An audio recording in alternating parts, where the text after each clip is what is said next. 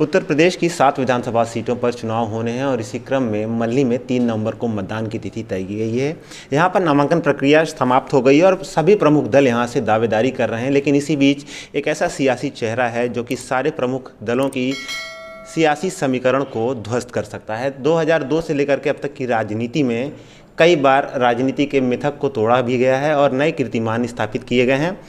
जौनपुर के पूर्व सांसद और रारी से विधायक रहे हमारे साथ इस बार निर्दल प्रत्याशी धनंजय सिंह जी मौजूद हैं। आइए उनसे मल्ली विधानसभा के बारे में, जो उपचुनाव होना है उसके बारे में बात करेंगे। सर, सबसे पहले तो बहुत बहुत स्वागत है आपका। धन्यवाद आदित्य जी। पॉलिटिकल कैंपेन कैसा चल रहा है इस बार? क्या पब्लिक रिस्पॉन्स आपको मिल रहा है? पब्लिक रिस्पांस बहुत ही अच्छा मिल रहा है। ये चुनाव में उपचुनाव में बहुत ही मैं देख रहा हूँ समीकरण टूट से गए हैं एकदम से। मुझे लग रहा है ऐसा कि पिछले 7-8 सालों में यहाँ पब्लिक ने जनप्रतिनिधि मेरा कोई है ऐसा महसूस नहीं किया है। चाहे वो सपा के लोग रहें, चाहे भारतीय जनता पार्टी का MP रहा हो, चाहे बहुजन समाज पार्टी का सांसद भी 1.5 साल से है। तो लोगों को एहसास ही नहीं हो रहा कि मेरा कोई प्रतिनिधि है। किसी के पास जाते हैं, कोई समस्या की बात करते हैं तो कोई सुनने को तैयार नहीं था इनसे, ना ये लोग कभी गांव तक गए। तो जिसकी वजह से एक बहुत बड़ा रिजनमेंट है लोगों के अंदर और लोग एकदम खड़े हुए हैं कि नहीं, इस बार किसी भी तरीके से मुझे धनंजय सिंह को हाउस में भेजना है।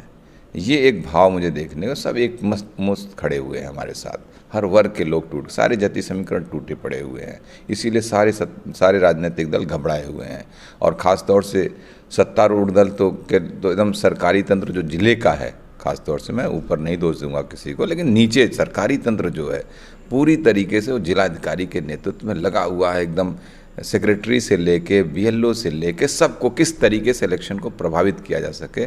लेकिन हम बताना चाहते हैं आपके माध्यम से ऐसे अफसरों को कि लोकतंत्र में सबसे बड़ी ताकत जनता की ताकत होती है। जब जनता मन बना लेती है तो वोट बूथों पे वो जाके देती है और कभी भी किसी भी व्यक्ति को लोकतंत्र में जनता की ताकत को अंडरमाइन नहीं करना चाहिए, उसको ऐसा नहीं को नज़रअंदाज करना चाहिए।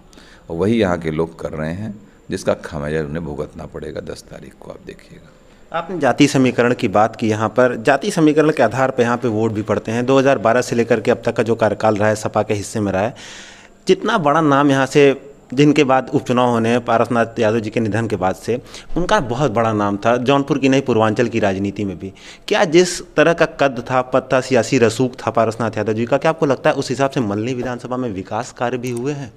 देखिए, पारसनाथ यादव जी हमारे बीच में आज नहीं है। हम कुछ कहेंगे अच्छा नहीं है, लेकिन जितना मेरा उनके साथ लोकसभा का चुनाव हम आमने सामने, एक बार वो जीते एक बार हम जीते, तो चलता रहा है। लेकिन मैं आपको बताऊं, अब आज हमारे बीच में नहीं है। एक विधानसभा हम आमने सामने लड़े, लेकिन संयोग से फिर एक विधानसभा आगे उनका स्वास्थ्य खराब था। ईश्वर उनकी आत्मा को शांति दे। पारस जी कभी डेवलपमेंट की पॉलिटिक्स जिले में नहीं किए। पारस जी हमेशा समीकरणों की राजनीति किए। अपनी विधानसभा कभी बरसठी लड़े, कभी मड़ियाहूँ लड़े, कभी मल्हनी आके लड़े। जो जाति समीकरण जहाँ उनका सेट होता था, लगता था कि यहाँ रहे हम ऐसे करके जीत सकते हैं, वहीं भाग के वहीं चुनाव लड़ते रहे हैं। आप उठा के उनकी हिस्ट्री देखिएगा पॉलिटिकल। 2012 से पहले मल्हनी अस्तित्व में नहीं थी, तभी रारी विधानसभा हुआ करती थी। आप यहाँ से विधायक रहे, आपके पिता श्री राजदेव सिंह भी यहाँ से विधायक रहे।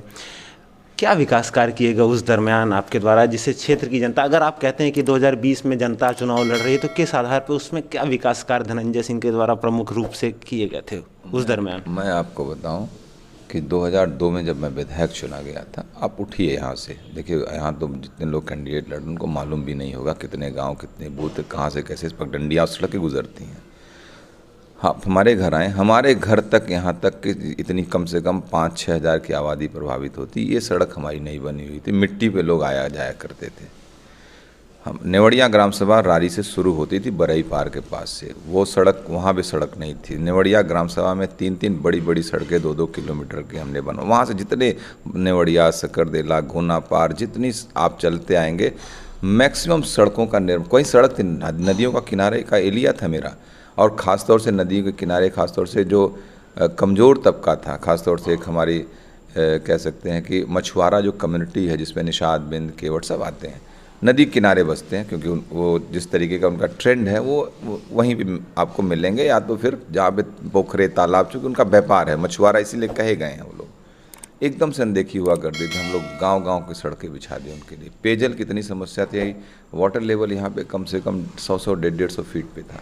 हमने इंडिया मार्क का हैंड उसी समय बहुत, जब चुनाव प्रचार में 2002 में कर रहा था, गांव-गांव जा रहा था, पदयात्रा कर रहा था, तब मुझे लगा कि यार ये तो बहुत ही समस्या है यहाँ पर। विद्युतीकरण नहीं थे, सड़कें नहीं थी, पानी पीने की समस्या नहीं, जो मूलभूत है। हम अगर प्योर ड्रिंकिंग वाटर हम लोगों को नहीं दे सकते तो फिर राजनीति हम लोग क्यों कर रहे हैं। उस प्रक्रिया में हमने पहले ही कार्यकाल में आप कम से कम 15 से 16 हज़ार हैंडपम्पों की स्थापना राही में करवाई, और सड़कें तो कम से कम हमने 400 किलोमीटर सड़कें अपने क्षेत्र में बनवाई होंगी। गांव में एक गांव में 3-3, 4-4 सड़कें बनवाई।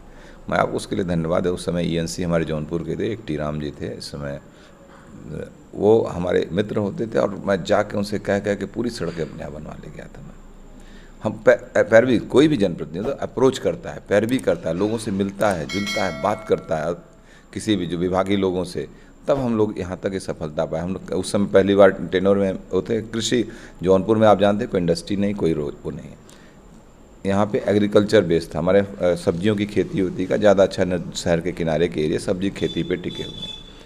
हमने इसलिए कृषि विज्ञान केंद्र, उस समय कृषि मंत्री भारत सरकार से रिक्वेस्ट करके, हमने, राजनाथ जी हुआ करते थे, रिक्वेस्ट करके मैं जाके मिला, इंडिपेंडेंट मिले था। मैं जाके अपने जौनपुर में आया, कृषि विज्ञान के मंगला राय जी एक उनके डायरेक्टर थे, ले जा रहे थे किराकत अपने NGO को चलाने के लिए, लेकिन हम उसको खींच के ले आए, अपने यहाँ पे करवाए, और हमने यूनिवर्सिटी को दिया, हमने किसी NGO को नहीं दिया।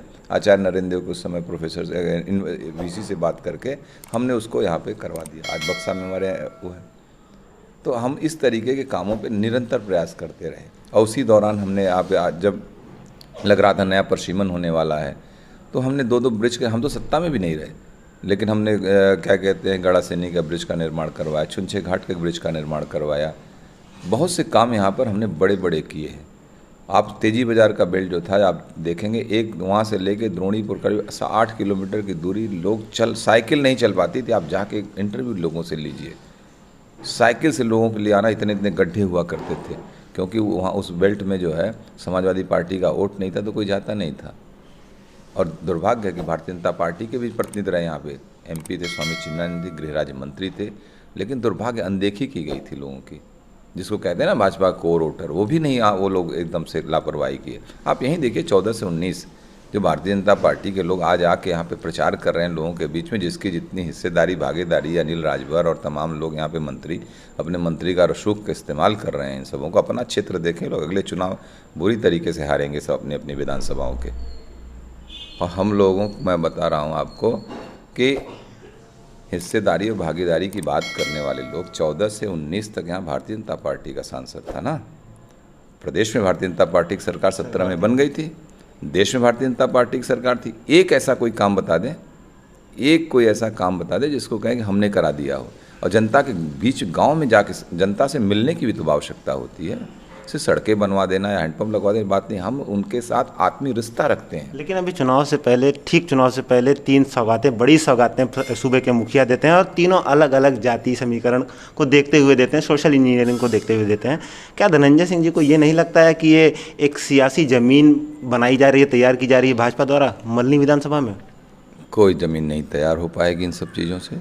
हमारा 20 साल का इन लोगों से रिश्ता है, आत्मीय रिश्ता है। अभी आपको पोलिंग होने दीजिए, रिजल्ट आएगा, सबको सब पता चल जाएगा।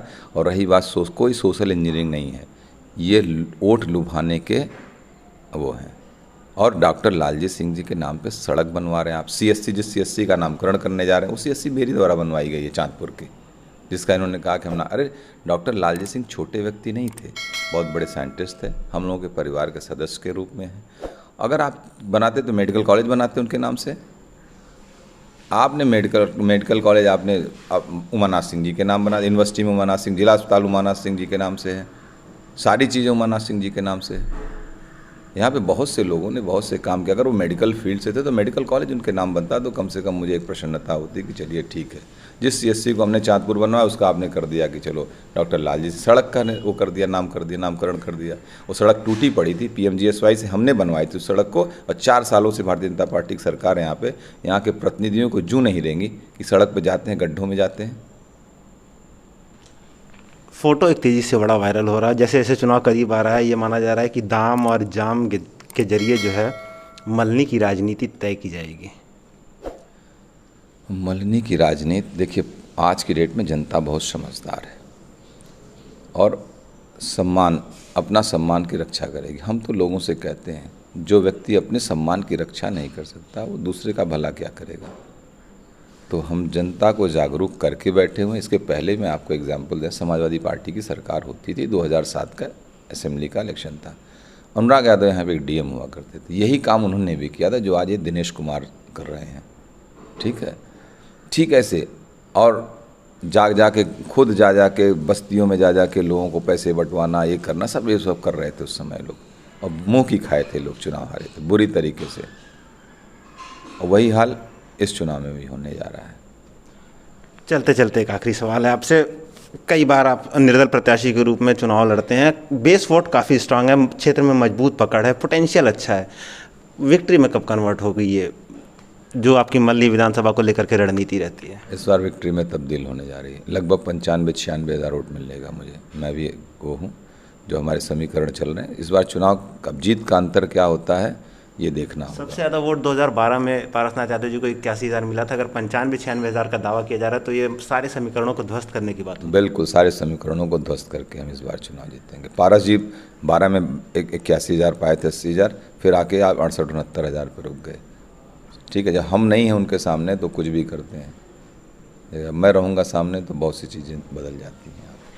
तो ये थे हमारे साथ मल्हनी के प्रत्याशी, इस बार के निर्दल प्रत्याशी धनंजय सिंह जी, जिन्होंने विभिन्न मुद्दों पर बेबाकी से अपनी बात रखी। वीडियो जर्नलिस्ट मनीष सिंह के साथ आदित्य भारद्वाज, CBN जौनपुर। चैनल की लेटेस्ट वीडियो अपडेट्स के लिए चैनल को सब्सक्राइब करें, इसके बाद बेल आइकन दबाएं और लेटेस्ट वीडियो से जुड़े रहें।